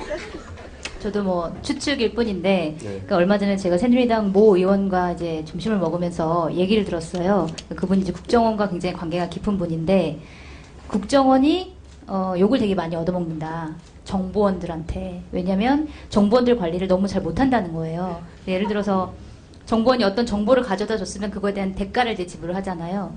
근데 정보원들끼리도 이제 막 서로 경쟁을 한대요. 그래서 똑같은 자료를 누가 먼저 갖다 주느냐에 따라서 약간 이제 내가 먼저 갖다 주면 돈을 받고 약간 이런 식인데, 다른 나라 같은 경우에는 이제 정보원 관리 차원에서 이제 그런 정보를 갖다 주면 두 개를 다 받고 다 어느 정도 지불을 하는데, 국정원 같은 경우에는 먼저 갖다 준 사람한테 지불하고 선착순인 거예요. 약간 그런 식으로 이제 관리를 하다 보니까 정보원들이 이제 먹고 살기도 힘들고 너무 관리가 제대로 안 된다라는 불만이 굉장히 많다, 이런 얘기를 들었어요. 이번 건도 약간 그런 불만, 그러니까 유서를 보면 거기에 1,000만 원 받을 게 있다, 얼마 받을 게 있다라고 써 있잖아요. 그러니까 약간 그런 부분들이 좀 채워지지 않은 부분들이 있지 않았을까라는 생각이 들고, 불만설. 예, 그런데 거기다가 이제 국정원이나 검찰이 모든 것들을 자기한테 뒤집어 씌우려고 한다라는 어떤 위기감, 그런 것들이 어느 정도 있지 않았을까라는 좀 추측을 해봅니다. 여기 1번 불만설이고요. 저도 설이 하나 있어요. 저도 생각을 해봤거든요. 그런데 이분이 그러면 처음부터 얘기했을 텐데, 불만이 있다면 술술술술 다 물어봤을 텐데, 보면은 버티다 나름 새벽에 입을 열었단 말이죠. 저는 이게 이제 국정원의 욕망, 국정원 다 덮어야 되지. 그리고 김모 씨의 욕망, 자기는 벌 받지 말아야 돼. 그리고 검찰의 욕망, 검찰은 어떤 불만이 있었냐면 자기들은 직접 위조하지 않았는데 위조의 공범으로 지금 취급받는 거예요. 그러니까 그걸 벗어야 돼. 이 세 가지가 막 엉켜있다고 생각을 하는데, 국정원은 당연히 김 씨한테, 김모 씨에게 그냥 묵배하고 가. 그럼 다 끝나. 중국 국적이니까. 중국 국적이에요. 탈북자 아니에요. 그렇게 얘기했을 거고, 김모 씨도 처음에 그 정도 생각했을 것 같아. 근데 이제 검찰이 적당히 하지 않고 자기들 죄도 벗고, 그러니까 승질 나잖아요. 자기들은 위조 안 했는데 덤태겠으니까. 그리고 채도무권 있잖아. 생각해보면 내내 국정원한테 당해왔어요, 검찰이. 이번 기회에 우리도 최소한 칼절은 줘야 되겠다, 이런 욕망이 있었던 거지. 그래서 계속 물어본 거지. 꼬시고 회유하고. 그래서 어느 순간 네가 국정원에 널 보여주고 갔냐, 너한테 불어라. 그 답변을 꼭 듣고 싶었을 것 같아요. 검찰 입장에서 쓰지 않더라도 혹은 적당히 쓰더라도 그런 욕망이 하나 있었을 것 같고, 그래서 전 욕망 충돌설입니다, 이거. 이거는 락항하고 어떤 관련이 있는 이론이에요? 락항하고는 관련이 없어요. 근데 여기서 저는 그래서 유서를 보고 이제 불만설을 제시하셨는데, 저는 이런 관점에서 보니까 여기까지만 얘기하고 1달러 하실 거예요, 오늘은. 이 사건은. 2타는 다음 시간에. 유서를 보고 좀 딴 생각을 했어요. 무슨 생각을 했냐면, 거기 보면 국정원이 자기가 신경 써주지 않는다, 이런 얘기가 있어요. 그런데 이제 저는 다른 정보원들은 신경 안 쓸지도 몰라요, 평상시에. 혹은 그런 불만이 있을지도 몰라요. 근데 이 사람은 입만 잠만 뻥긋하면 끝장나거든요, 국정원이. 그렇잖아요?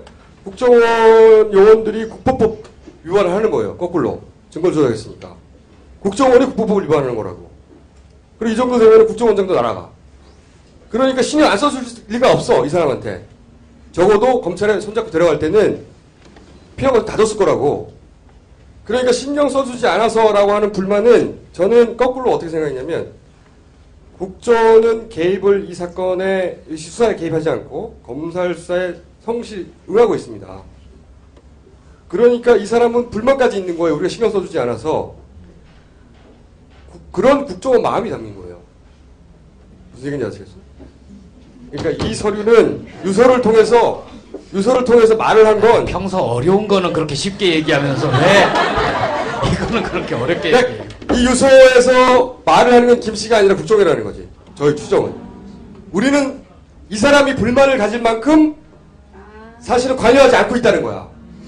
그 말을 할 필요가 있었거든, 국정원 입장에서는. 그렇잖아요? 저는 그런 설이. 그런 설. 왜 신빙성이 떨어지냐고 생각하는지는 알겠는데, 또 그런 생각을 한 거는 안철수를 들먹이잖아요, 갑자기. 이 양반이. 오늘은 여기까지 하죠. 정치법 끼지 말라고. 그런 유서의 내용이 있어요? 있어요. 안철수 어쩌고저쩌고 하면서. 아니, 갑자기 안철수가 나와, 이게. 거기 유서는 황당해요. 안철수하고 민주당 이거 정치적으로 이용하지 말고 니들도 크게 다르지 않으니까 새누리당이랑 합쳐라. 그런 얘기가 나와요. 그러니까 정치권 니네 여기다가 끼지 말라는 거거든요. 실제 새누리가 그 다음날 얘기합니다. 정치권을 우리 관여하지 말고. 그리고 갑자기 그 다음 일요일날 국정원에 사과하지. 밤 9시. 일요일날 밤 9시에. 그 다음에 대통령 유감 발표합니다. 그리고 나서 국정원 압수수색 바로 들어갑니다. 나 니네 집에 들어간다. 검찰이 하니까 이제 어서 오세요 국정원이 한 그런 나들이죠. 압수수색이 아니라. 그 수사 막 속도 냅니다. 그리고 국정원 몇몇 구성한다니 그런 얘기도 나와요. 남재준 사퇴기 나와. 이게 다 2박 3일 동안 벌어진 일이에요. 전부 다. 후다다다다다다. 이런 빠른 진행으로 봐. 저는 어느 시점부터, 그러니까 어느 시점부터 국정원 여기 관여했다. 자살 기도 사건, 자살 그 자체가 진짜인지 가짜인지를 제가 말할 수는 없으나 그 사건은 어느 정도 관여했다. 이게 저희 설입니다. 유서 포함하여 설! 욕망 충돌설 플러스 관여설 소설이죠. 신비성 없다고 얘기해줘요. 나 좀 살게!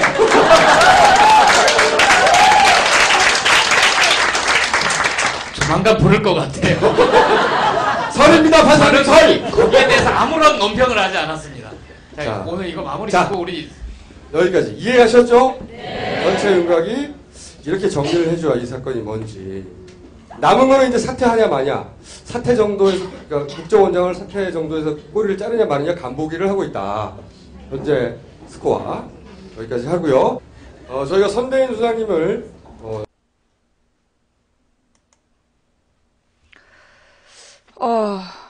이 김어준 선수의 닭집을 보면서 이 김어준의 켄터키 프라이드 치킨, 켄터키 프라이드 치킨이 아니라 켄터키 플라이드 치킨, 켄터키에서 날았던 플라이드 말이 안 맞네. 하여튼 플라이드 켄터키에서 날았던 적이 있는 닭집, 켄터키 닭집의 이야기를 김어준 닭집의 방송을 보면서 저는 기분이 많이 풀렸어요. 여러분은 어떠세요? 켄터키에서 난 적이 있는 치킨, KFC, 그 날았던 닭집, 켄터키에서 날았던 닭집의 방송을 보면서 저는 이렇게 마음이 좀 많이 좀 풀어졌고, 그 어떤 새로운 그 투지도 많이 생긴 것 같아요.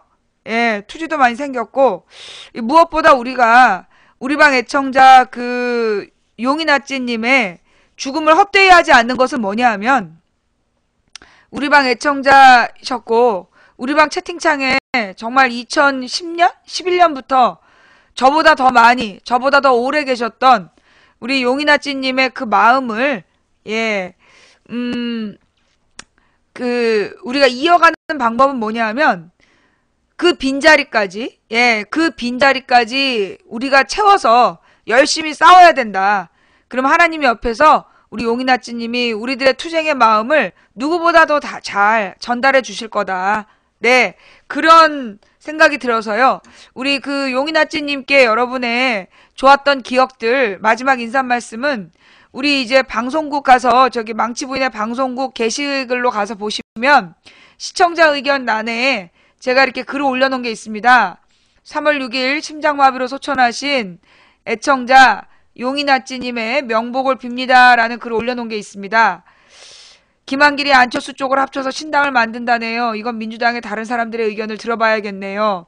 이번에도 김한길 혼자서 결정한 건지 안철수를 잘 꼬셔서 민주당으로 들어오게 한 일인지 아무튼 소통 없이 혼자 한 큰 이벤트인 건 확실해 보입니다.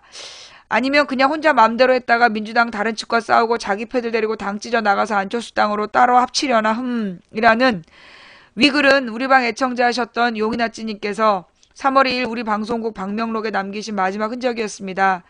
이 글을 남기시고 3월 6일에 용이나찌님은 심장마비로 소천하셨습니다. 언제까지나 우리와 함께 있을 것 같았던 용이나찌님, 하나님 곁에서 더 열심히 활동하길 바라며 고인의 명복을 빕니다 라는 글을 올렸고요. 벌써 열몇 분이 이렇게 그 글을 올리셨어요. 네, 이렇게 용이나찌님 보내드리는, 예, 하늘에서도 이 글을 보실 것 같아요. 예, 용이나찌님께 이렇게 글 써주신 분들께 진심으로 감사드리고, 계속해서 우리 용이나찌님께 그 감사의 말씀, 그리고 떠나보내는 말씀, 네, 부탁드립니다. 그러면 우리는 우리의 길을 또 가야 될 것 같습니다. 예, 우리 용이나찌님께서 그 망치부인이 이렇게 골골하고 다 필요 없다 싶어서 이렇게 싸매고 누운 거를 어떻게 알았는지, 왜 우리 용이나찌님이 우리 매니저님의 눈에 그 카톡 프로필을 보이게 하셨을까? 그리고 그 카톡 프로필을 통해서 우리가 이렇게 추적을 해서 돌아가셨다는 사실을 알아내게 하셨을까? 그거는 지금 망치부인이 이렇게 넋놓고 있을 때가 아니라는 사인을 보내신 거 아닌가라는 생각이 들었어요. 정말 영원한 동지, 고마운 동지, 우리 용이나찌님께 감사드리면서 우리 용이나찌님이 바라시는 망치부인으로 더욱더 열심히 싸워야 되겠구나 라는 생각을 해봤습니다. 그래서 예, 오늘 방송, 예, 제가 하려고 마음을 먹게 됐고요. 그래서 이제 우리 용이나찌님의 명복을 빌면서 우리 김어준 선수의 새로운 닭집, 이 닭은 왜 닭이 일반 명사에 이런 얘기를 왜 하는 거죠? 그 일반 명사라는 것을 왜 굳이 꼭 밝혀야 되는지 잘 모르겠는데, 닭이 다른 뜻이 있어요? 난 잘 모르겠는데? 예. 옛날에 무슨 작가가 쥐 그림을 그렸더니 그게 쥐의 해였잖아. 그래서 쥐가 이렇게 전등든 모습을 그렸더니 그게 막 명예훼손이라고. 그 기억나세요? 어떤 그래피티 화가가, 아나프리님 감사합니다. 그 해가 쥐의 해였는데 쥐의 해에 그 G20회에다가 쥐 그림을 그렸어요. 근데 그걸 명예훼손이라고 기소한 사건이 있었습니다. 나는 지금도 그게 이해가 안 돼. 쥐 그림이 누구의 명예를 훼손했다는 거예요? 쥐 그림이 누구의 명예를 훼손했다고 그걸 명예훼손으로 기소했는지 난 지금까지도 모르겠어. 쥐의 명예? 아니면 포스터 그린 사람의 명예? 누구의 명예를 훼손했다고 그걸 명예훼손이, 나는 검찰이 도리어 누군가의 명예를 훼손한 거 아닌가. 구름고개님 감사합니다. 아니면 시비간지에서 쥐를 빼버리든가, 아니, 시비간지에서 쥐를 빼버리든가, 그 쥐의 해에 G20회의를 하니까 쥐 그림을 그려서 환영한 걸 가지고 왜 그걸 명예훼손이라고, 나는 정말 웃겼어요. 예. 아니, G20의 명예, 아니, G20의 쥐가 왜 불명예야? 쥐가 얼마나 중요한 존재인데, 우리나라 이 의학 실험실에서는 해마다 죽어간 쥐들을 위한 제사도 지내요.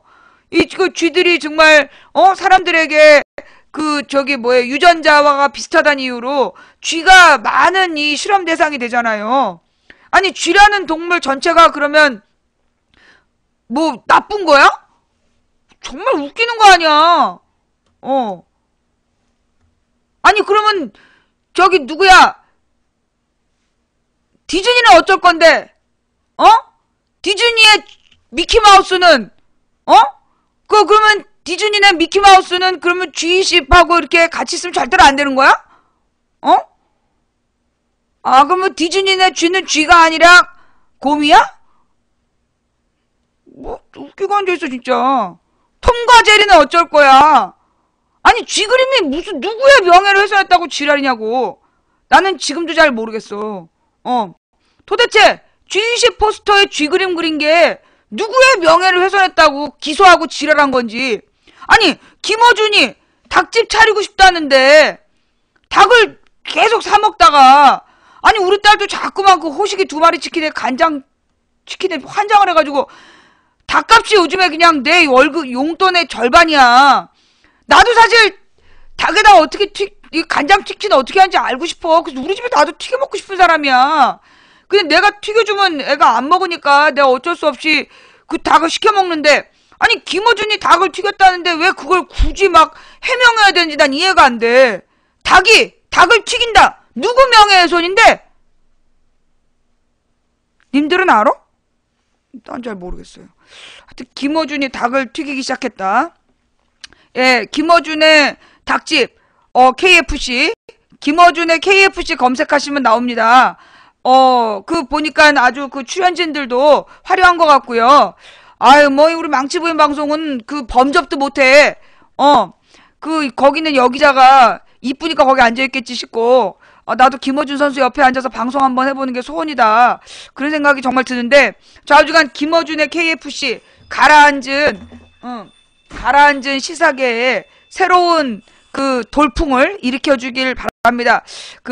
일단 20만 회를 넘어야 한겨레에서 안 내린다 그랬다는데, 예, 여러분들이 많이 시청해 주셔야지 또 한겨레에서 계속 밀어주시겠죠? 예. 자, 그럼 우리 또 다음 이야기 이어갈게요.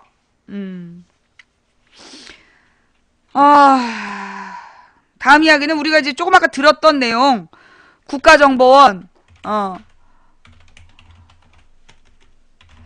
간첩 증거 조작 사건. 예. 여기에 대해서 잠깐만요. 여러분 노래 한 곡 듣고 계시면, 노래 한 곡 듣고 계시면 제가 우리 집에 태양이 돌아오셨기 때문에